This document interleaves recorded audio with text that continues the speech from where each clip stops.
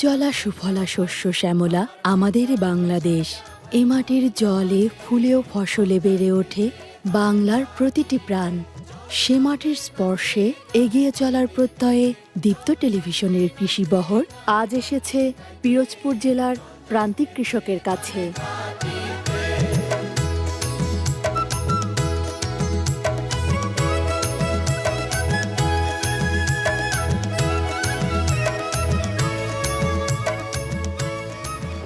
সবাইকে স্বাগত জানিয়ে শুরু করছি এসিআই এগ্রি বিজনেস নিবেদিত দীপ্ত কৃষি।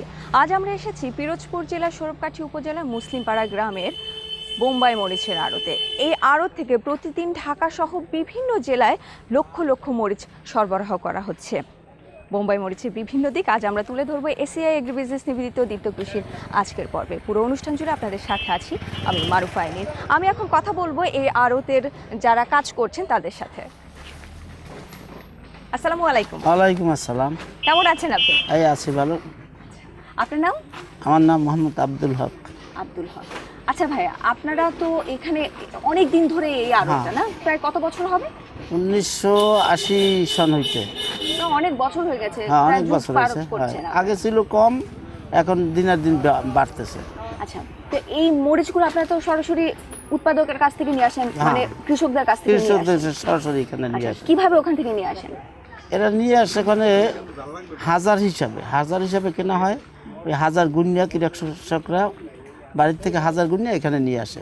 ফার্স্টের কথা বলি আমি, ফার্স্টে মনে করেন 1000-1000 টাকা বিক্রি।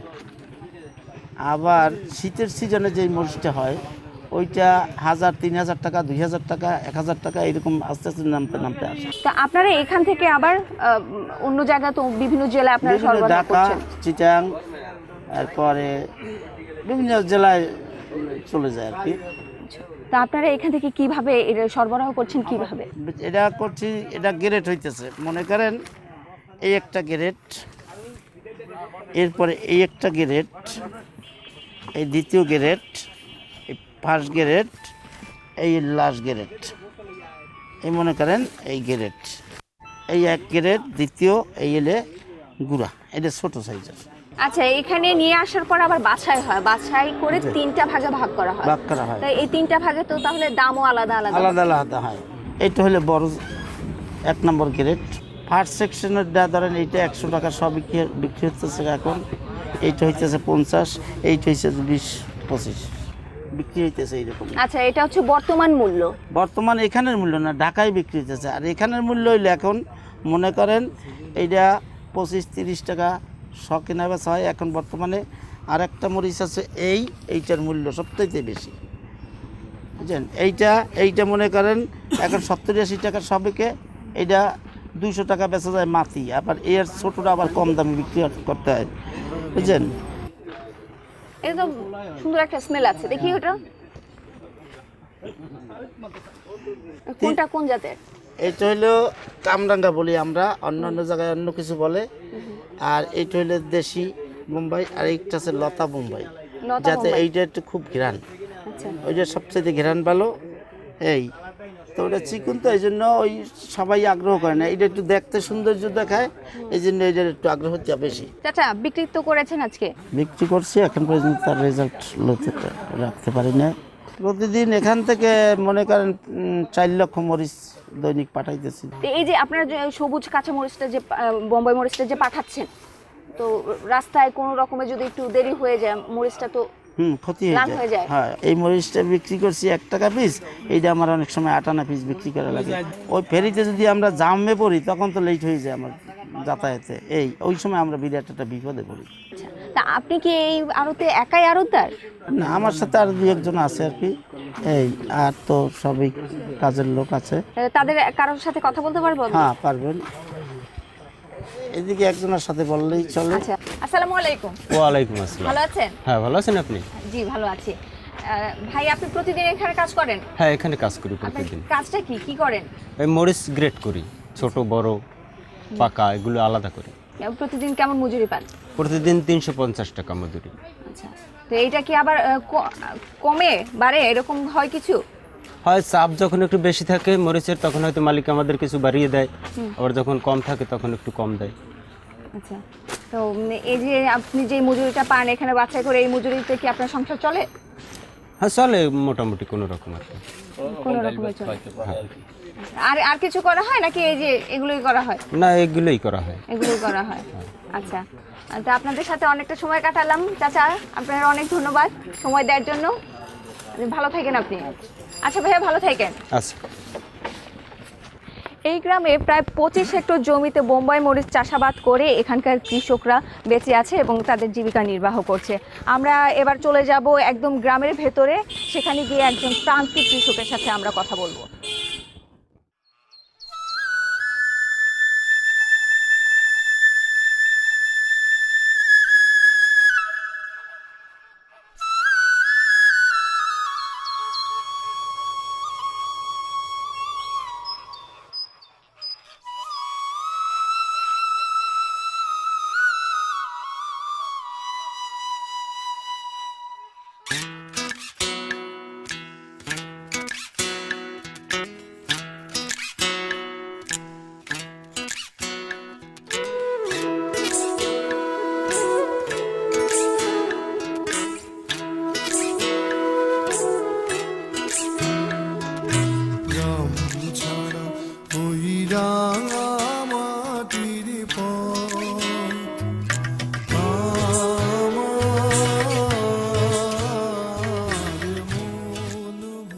আমরা যাচ্ছি সজল মিস্ত্রির বাড়িতে। প্রথমে বলেছি যে আমরা একজন প্রান্তিক কৃষকের সাথে কথা বলবো বোম্বাই মরিচের চাষাবাদ নিয়ে, কিন্তু এই যেতে পথে আমরা এখন পর্যন্ত 1 মাইল পথ অতিক্রম করে ফেলেছি। পাশে একটা খাল দেখতে পাচ্ছেন, আমরা ভেবেছিলাম যে ট্রলারে করে আমরা যাব, কিন্তু দুঃখের বিষয় হচ্ছে একটা ট্রলারও পাওয়া যায়নি। অনেকটা সময় বসেছিলাম ট্রলারের জন্য, সেটাও হয়নি। তো আরও অনেকটা পথ কিন্তু আমাদেরকে হাঁটতে হবে। তো এই হাঁটতে গিয়ে আমি একটা ভাবছি যে যারা প্রান্তিক কৃষক ওপারে আছেন তারা কতটা পথ পাড়ি দিয়ে তারপর তারা তাদের ফসলগুলোকে বিভিন্ন জেলায় পাঠাচ্ছেন। আসলে তারা অনেক পরিশ্রম করছেন। তো আমরা আশা করি দেখি সামনে কোনো কিছু পাওয়া যায় কি না, পাওয়া গেলে তো ভালোই হয়।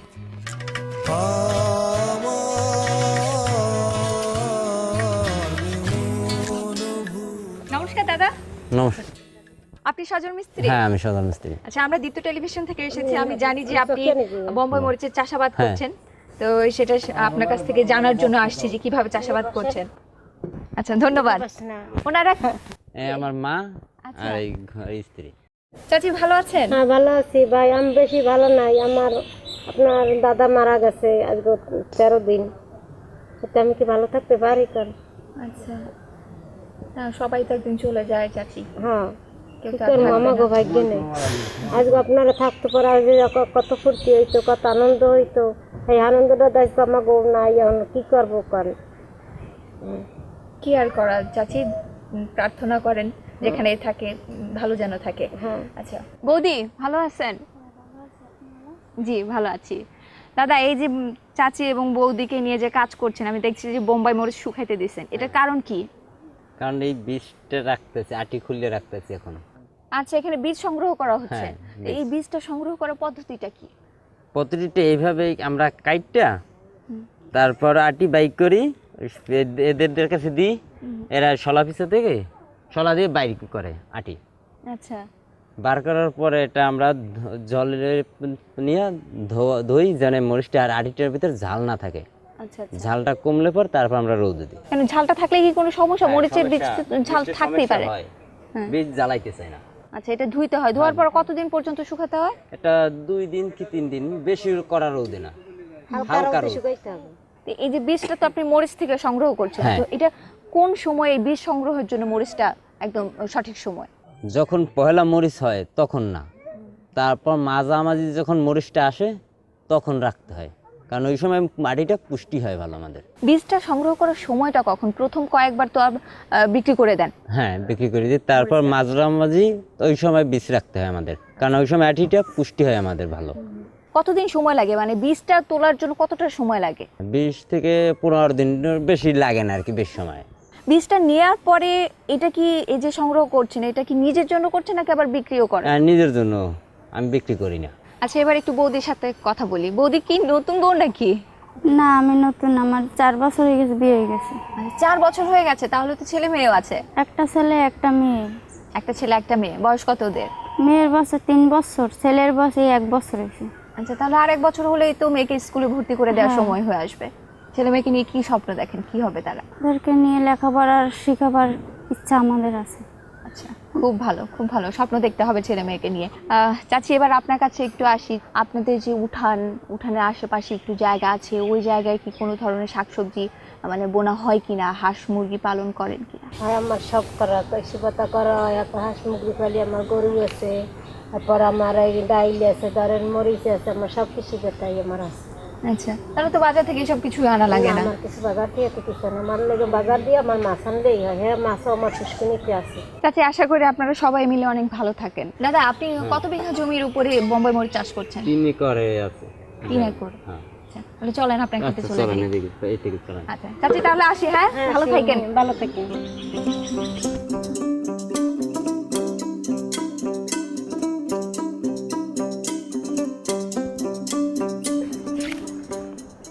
আপা, এই আমার ক্ষেত। আচ্ছা, এই যে বোম্বাই চলে মরিচ। আসছি আমরা। হ্যাঁ, চলে এসেছি। বোম্বাই মরিচে আবার এইগুলো মেহগনি না? হ্যাঁ, মেহগুনি। কারণ এর মেহগুনি থাকলে আমাদের মরিচটা ভালো হয় মেহগুনি চারার নিচে। কারণ ওইটা যদি একটু আবছাওয়া থাকে তাহলে আমাদের মরিচটা গাছটা ভালো থাকে, ফলটাও ভালো হয়। আচ্ছা দাদা, আপনারা কি ওই উত্তরাধিকার সূত্রে এই বোম্বাই মরিচ চাষাবাদ করছেন নাকি হ্যাঁ। আপনি নিজে থেকেই করছেন? আমি নিজে থেকেই করতে আছি। আচ্ছা, এর আগে কেউ করতো না আপনাদের বংশে? না। তো কিভাবে বোম্বাই মরিচের চাষাবাদ করবেন, এইটা আপনি উৎসাহিত কোথা থেকে হলেন? হ্যাঁ, আমার এই যে মরিচটাতে আমি করতে আছি যে 8 থেকে 10 বছর তো পর্যন্ত এই করতে আছি। করতে করতে আমি মানে তখন আমার কেউ দেখায় নাই মরিচটা যে কিভাবে কি করতে হয়। আমি বাজারে দেখছি যে চারা উঠছে, চারা কিনগে হাজিতে আনে তারা। তখন আমি আনগে আমি চারা যে সময় গাড়ছি তখন কানায় বাতায় আমি লাগাই দিয়েছি। লাগাই দেওয়ার পর দেখি যে হ্যাঁ, মরিচ গাছ হয়েছে আমার। কিন্তু আমি তখন অল্প গাছ লাগাইছি, বেশি না। তখন আমি বেচা কিনা শুরু করছি, কিন্তু অল্প হয়েছে, তার জন্য আমি বাইরে যাইতে নেই, গ্রামে বই বেচছি। আচ্ছা, মানে শখের বশে শুরু শখে, করেছিলেন। হ্যাঁ। 2টা গাছ লাগানোর পরে দেখলেন শখে। যখন ভালো হয়েছে তখন আপনি বাগান করার চেষ্টা হ্যাঁ। করলেন। বোম্বাই মরিচের মধ্যে তো কয়েকটা জাত আছে, হ্যাঁ। তা আপনি কোন জাতের চাষাবাদ করেন? এটা চিকনও আছে, চিকন মরিচ। বোম্বাই হয় চিকন, এতটুকু লম্বা, চিকন, বেশি মোটা না। আর এক পথ আছে মোটাই, দেখেন চিকন মরিচটাই। এই চিকন মরিচটা ভালো হয়। এইটা কিন্তু চিকন মরিচ, হ্যাঁ। কিন্তু গাছটা এখন জোর নাই দেখা লম্বা হইতে পারে না। আচ্ছা, এর চারাটা এক পথ আছে মোটা, সেইটাও আছে, কিন্তু তালাশ করলে পাওয়া যায়। আচ্ছা, তার মানে দুইটা মানে জাতের। 2টা জাতের মধ্যে আমি লম্বাটাই বেশি চাষ করি, কারণ ওইটা ঘেরানো ভালো, খাইতেও ভালো, ঝাল আছে। আচ্ছা আচ্ছা, এই। এখন আমরা একটু চাষাবাদের পদ্ধতি আপনার কাছে জানতে চাই। তো এই বোম্বাই মরিচের জন্য মাটিটা কিভাবে তৈরি করতে হয়, বা কোনো সার দিতে হয় কি? হ্যাঁ, সার দিতে হয়। টিএসপি দিয়ে আমরা লাগাই। আচ্ছা, তারপর ওই পেঙ্কোজেন আছে পাউডার, সেইটা গাছের একটু চেকের জন্য দিই। এটা যখন মাটি তৈরি করেন মাটি তখন তৈরি, তো হ্যাঁ, তারপর চারাটা চারাটা লাগালেন। বড় হয়, যখন ধরে তখন চেক মানে একটু সাদাশ হয়ে যায়, লাল হয়ে যায়, লালটা ফিরে জানি আমরা। দাদা, আমরা এতক্ষণ তো মাটি তৈরির কথা শুনলাম, তো চারা লাগানোর পরে ফল আসা পর্যন্ত কিভাবে পরিচর্যা করেন? পরিচর্যা করতে হয়, মানে চারাটা লাগাবার পর আমরা জল দেবো 2 বার দেবো। যে কদিনে ফল না আসা পর্যন্ত, ফল যতদিন গাছ বাঁচতে থাকবে ততদিন আমাদের জল দিয়ে যাইতে হইবে গাছে। তারপর আমরা ওই যে জল দিলাম, কিন্তু এই যে গাছের গোড়া, গাছটার গোড়া চারিখানে আমরা চালিয়া আশ্রয় মাটিটা যাতে আলগা হয়, সারটা দেবো। সারটা যাতে ধুয়ে না যায়, তার জন্য চালিয়ে দিতে আছি সার, বেশি না, অল্প, মানে গাছটা যেটুকু খাবে সেটুকু। তারপর 3-4 দিন পর ওষুধ দেবো, পাউডার দেবো একটু। ফুলের সময় একবারে দিতে হবে, মানে যেতে ফলটা আসার আগে, কারণ ওষুধ দিলে কীটনাশক ওটা সমস্যা হইতে পারে। ওই ফল আসা পর্যন্ত আমরা ওষুধ দিয়ে রাখি। আপনি বলেন যে সার যেটুকু লাগে সেটুকুই, তো যেটুকু লাগে বলতে এটার কি কোনো নির্ধারিত পরিমাণ আছে যে এইটুকু দিতে হবে, না হলে বেশি হলে তো আবার গাছের ক্ষতিও হতে পারে? হাতের আন্দাজে এই যে এত গুণ, এত এই কটা সার দিলেই হবে, একটা 4 ঘুলে দিলে হবে। ফুলটা সম্পর্কে আমি আরেকটু জানতে চাই, কারণ ফুলটা হচ্ছে আসল। আপনার ফুলটা যদি না থাকে তাহলে তো ফলটা আসবে না। না। তো অনেক রোদে বা বৃষ্টি ঝড়ে কি ফুলের কোনো ক্ষতি হয়? মাটিটা যদি বেশি পুম না হয়, পুম বেশি রাখা যাবে না, পুম বেশি থাকলে ফুল ঝরে যাবে। আর মাটিটা শুকাই না যায় বেশি, মাটি শুকিয়ে গেলে ফুল ঝরে পড়ে যাবে। কারণ এই দুইটা রোগ, কারণ হালকাভাবে মাঝারিভাবে রাখতে হইবে মরিচ গাছের গোড়া, মানে মাটিটা ভিজা। মরিচ গাছে কোন ধরনের রোগবালাইগুলো হয় বেশি? এই যে আমাদের মরিচের রোগ বালাই হয় এইভাবে, এই যে চিকন হয়ে যায়, আর এইটা পাতা কোঁকড়ানো আছে, জি জি। এই কোঁকড়াইয়ে যায়। তার জন্য আমরা আমাদের কৃষি অফিসার আছে তাদের কাছে যাই, এই গাছ নিয়ে চলে যাই যে এই আমাদের রোগ আছে, কি আমরা ব্যবস্থা করতে পারি। তারা যেভাবে বলে সেভাবে আমরা চিকিৎসা করি। এই রোগটা হওয়ার কারণ কি? এই রোগটা হয়েছে এখন এই গাছের যত্ন হয় না, কারণ এই গাছে এখন মরিচ আসবে না, আসলেও কদিন পর মারা যাবে, কারণ ঘন বৃষ্টি আইতে আছে, তার জন্য মারা যাবে। এটা হয় খুব শুকনোর দিনে ভালো হয়। দাদা, আপনি তো প্রায় 7-8 বছর ধরে চাষাবাদ করছেন, তো হ্যাঁ। এগুলো একাই কি দেখাশোনা করেন নাকি না, কর্মচারী আছে? কর্মচারী আছে আমার, কর্মচারী আছে। হ্যাঁ। কতজন? 4 থেকে 5 জন।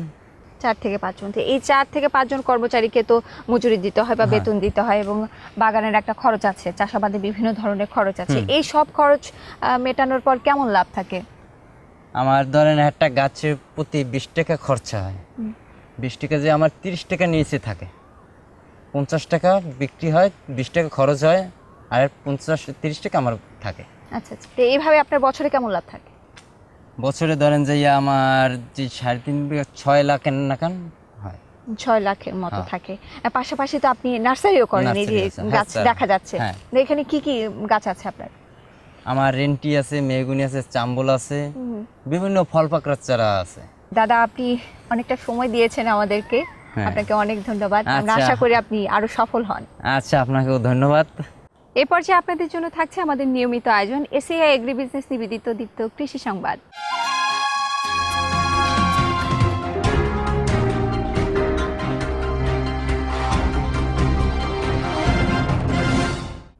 এসিআই এগ্রি বিজনেস নিবেদিত দীপ্ত কৃষি সংবাদে স্বাগত জানাচ্ছি আমি নুসরাত অরিন। শুরুতেই দীপ্ত কৃষি সংবাদ শিরোনাম। নাটোরে 15,000 টন অ্যালোভেরা উৎপাদন, সয়া অয়েলের প্রভাবে নিম্নমুখী পাম অয়েলের বাজার। বছরে 5 কোটি টাকার লিচু উৎপন্ন হয় মাগুরায়।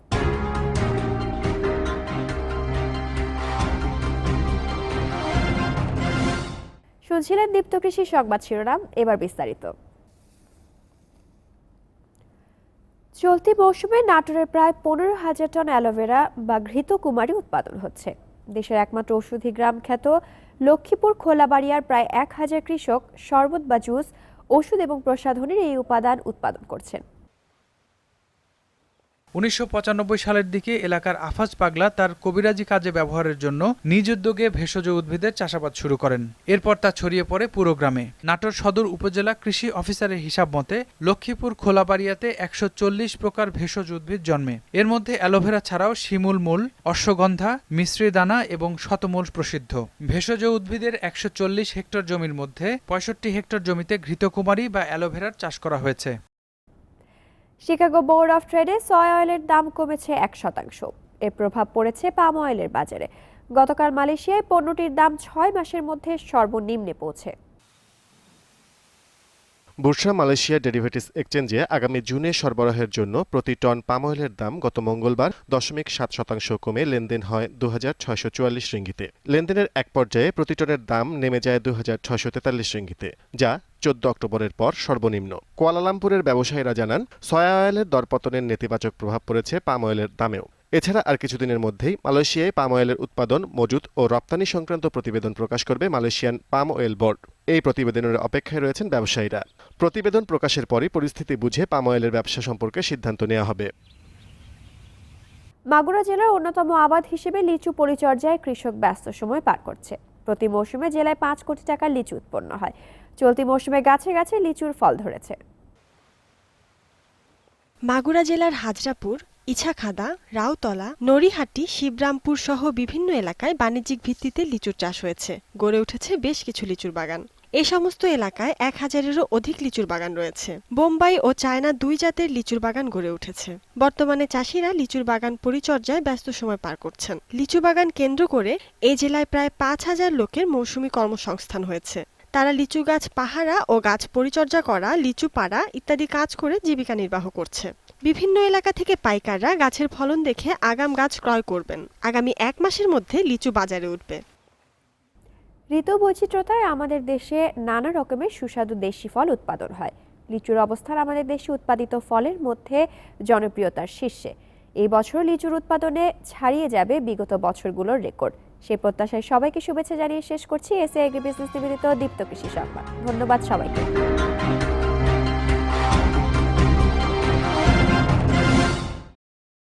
কৃষি বিষয়ে যে কোনো তথ্য জানতে ও জানাতে লিখতে পারেন এই ঠিকানায়। দীপ্ত কৃষি, প্লট 7/A/গ, তেজগাঁও শিল্প এলাকা, ঢাকা 1208। আপনারা চাইলে ইমেল করতে পারেন krishi@dipto.tv এই ঠিকানায়, অথবা ফোন করতে পারেন 0178-768-2832 নম্বরে। শুক্রবার ছাড়া প্রতিদিন সকাল 9টা থেকে বিকেল 5টা পর্যন্ত।